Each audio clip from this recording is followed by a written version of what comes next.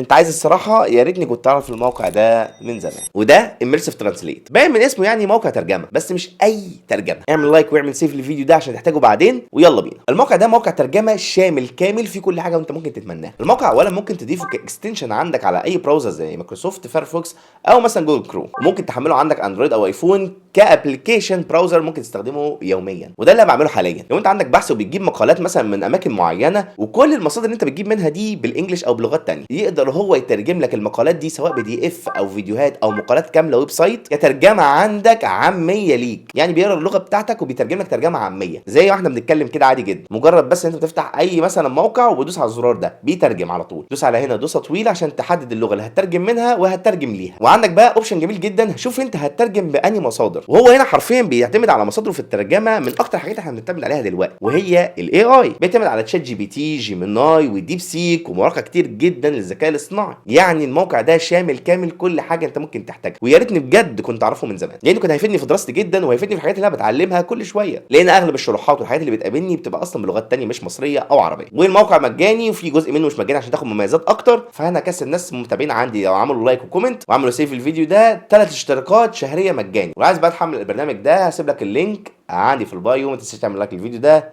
وتعملوا سيف عشان تحتاجه.